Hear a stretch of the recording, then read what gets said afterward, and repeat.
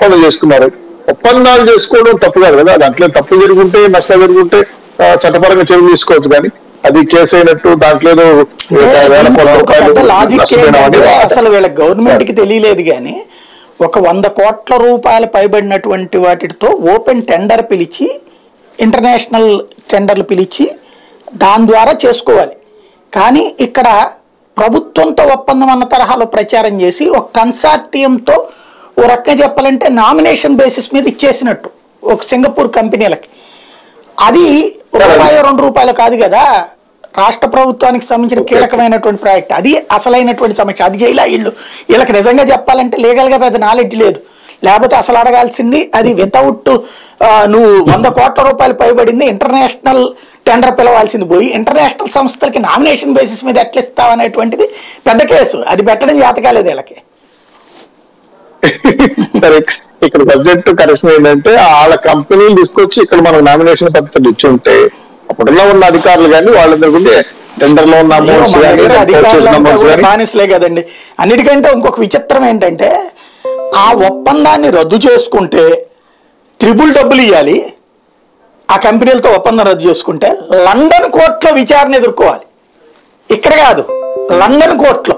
అంటే మన వదిలేసి ఇంటర్నేషనల్ ఆడేవాడండి బ్రిటిష్ వాడు, ఆడి కోర్టు, వాడి కోర్టులో మనం విచారణ ఎదుర్కోవాలని ఆడితో సంతకం పెట్టాం.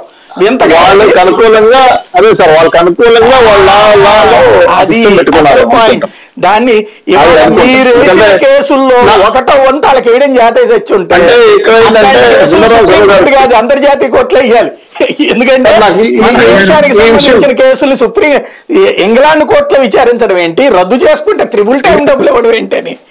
సాయి గారు, ఈ విషయం పైన నాకు కొంచెం క్లారిటీ ఉంది. ఏదైనా కేసు అంటే కంపెనీతో ఒప్పందం చేసుకునే వాళ్ళు ఏంటంటే ఈ పలానా కోర్టు పరిధిలో మీరు దొరికిపోతారని, విజయ్ మాల్యా అలాగే అయిపోతారని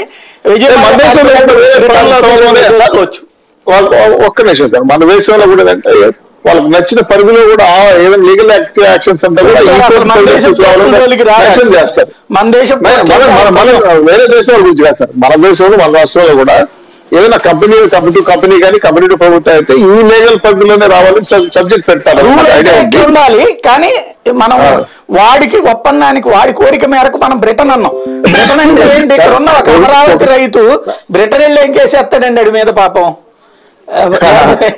ప్రభుత్వం అయినా అక్కడికి వేస్తే రూల్ ప్రకారం బ్రిటన్ చట్టాలు ఎట్లుంటాయంటే నువ్వు ఒప్పందంలో రాసావు కదా మూసుకుని పనిచేయి అంటారు, డబ్బులు ఇచ్చేయంటారు. ఇంటర్నేషనల్ కోర్టు ఆర్డర్ కాబట్టి మనం చచ్చినట్టు ఇవ్వాలి రాష్ట్ర ప్రభుత్వం కూడా డబ్బులు. చాలా విచిత్రమైనటువంటిది అనమాట. అప్పుడు అదే సార్, ఇప్పుడు ఏంటంటే అప్పుడు కూడా ఏంటంటే మనం కూడా చాలా ప్రభుత్వ పరంగా చాలా అంశాలు డిస్కస్ చేసాం. అయితే అమరావతి కేసులు, అమరావతి